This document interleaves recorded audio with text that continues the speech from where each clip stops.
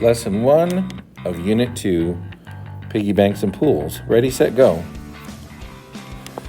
There's quite a few problems here in the ready section, so we're just going to do a few of these.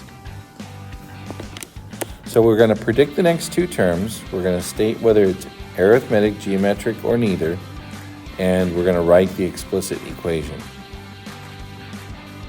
So on the first one, you notice it's alternating between negative and positive. So positive, negative, positive, negative. That's a good sign that it's geometric. And to find the ratio, we take a number and divide it by the one that came before.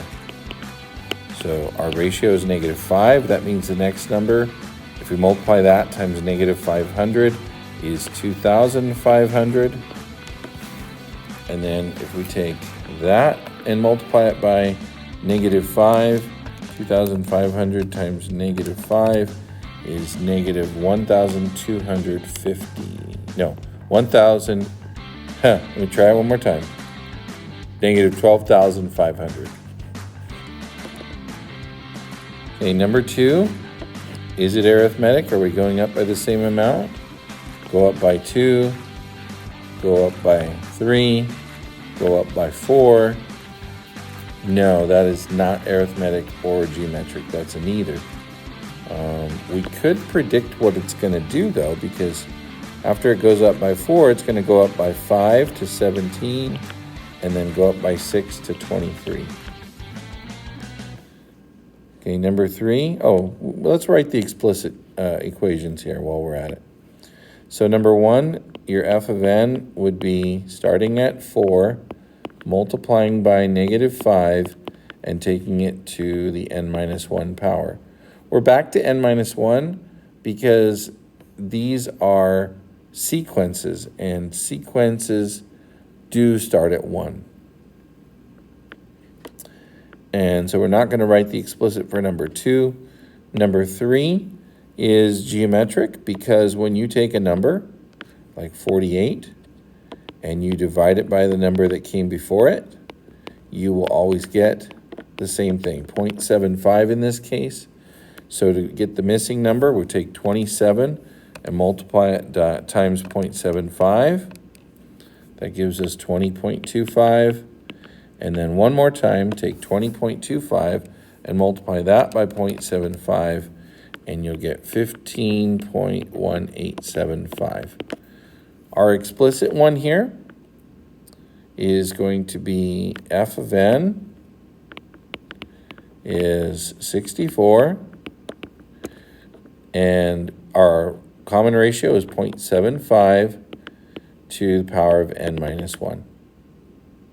So again, this one's geometric. This one is also geometric right here.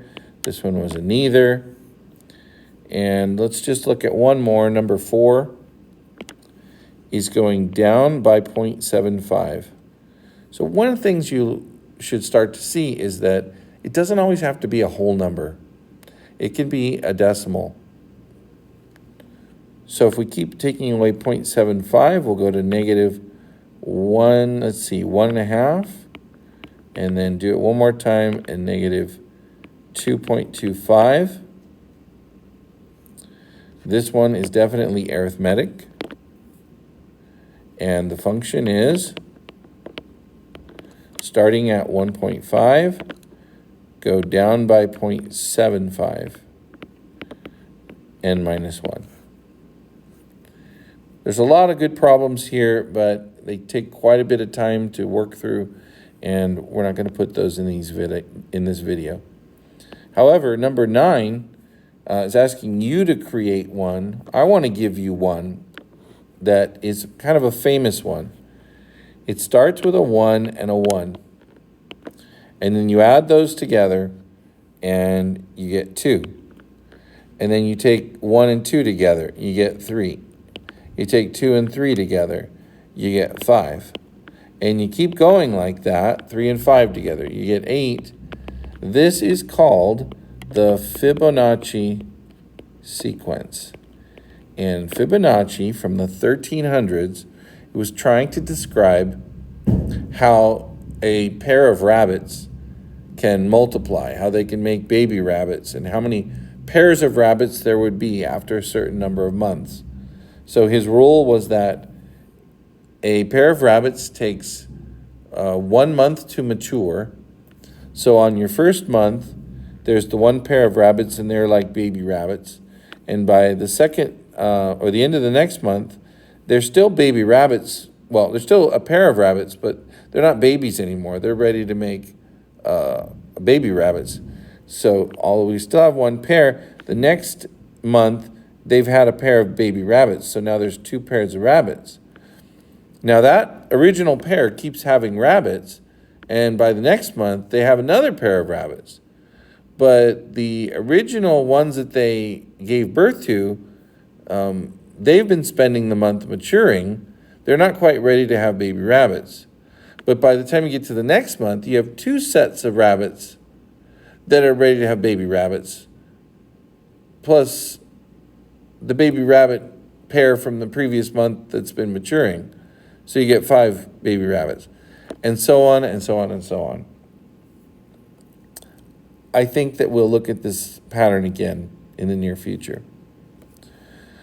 But now on to the set. They're asking us to determine if these are continuous or discrete.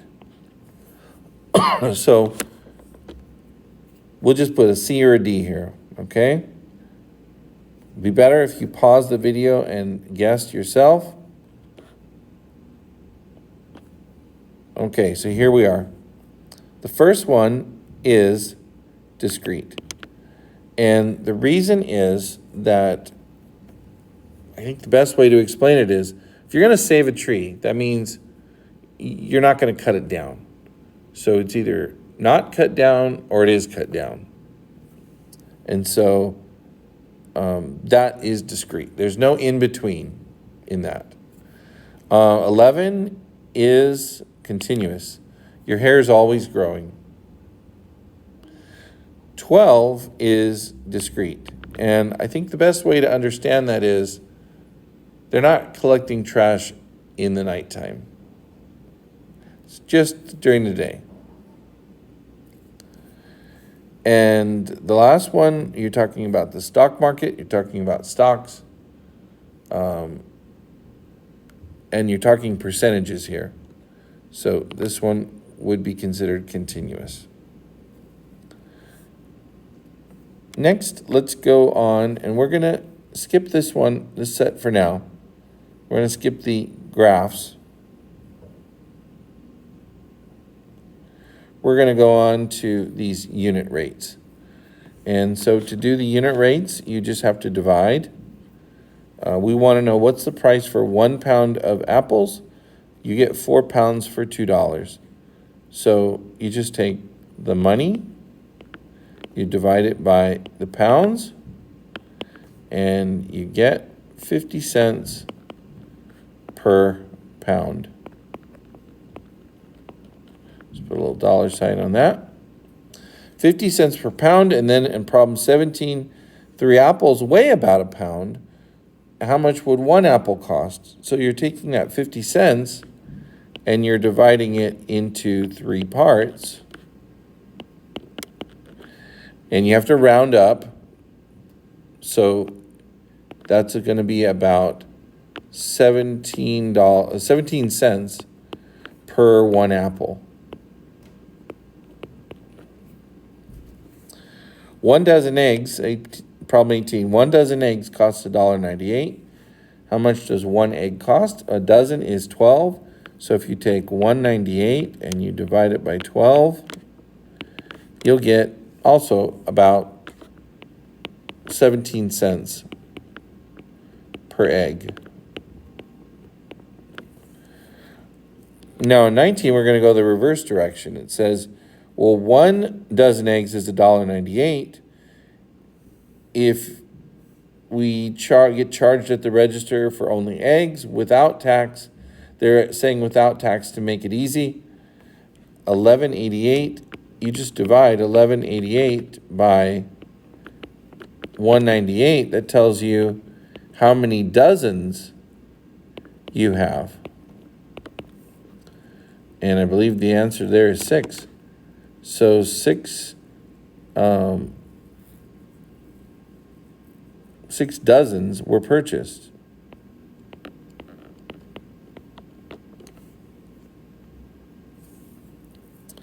Now, shoes. Best shoes, back to school sale, 4 pairs for $69.24. So again, you take the money, $69.24, you divide it by 4, and let's see what we get here. $69.24 divided by 4 is $17.31 per pair, per one pair.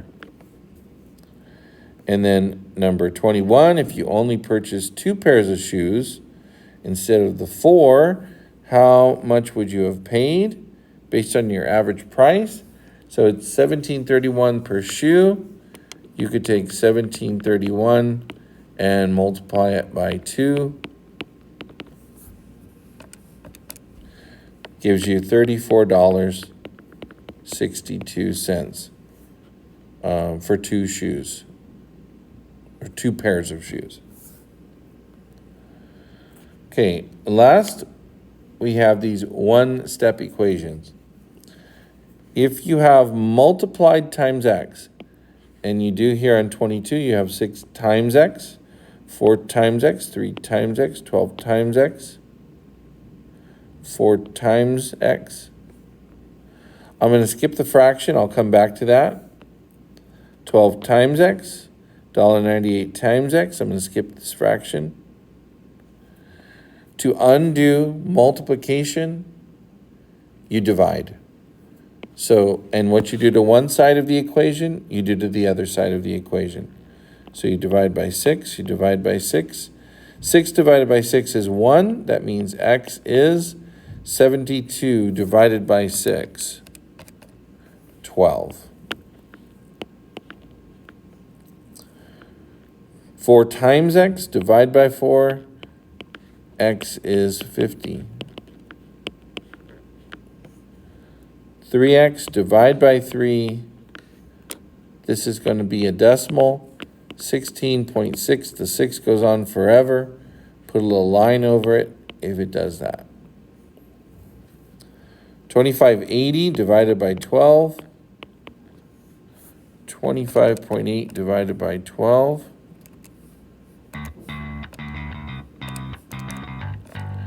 is 2.15.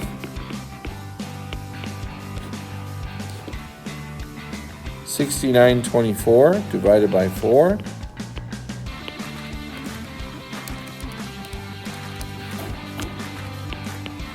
17.31.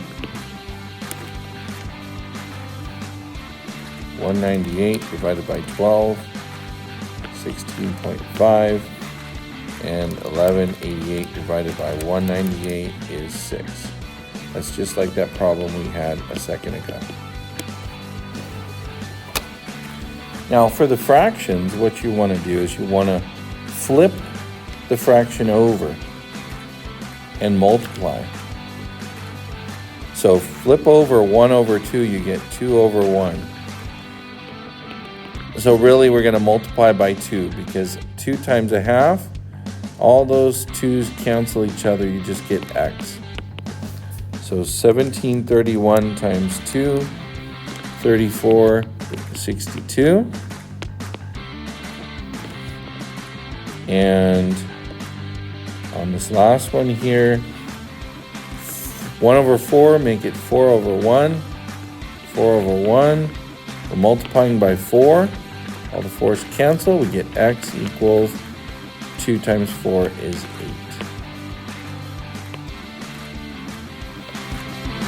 Okay, that's it for now. See you next time.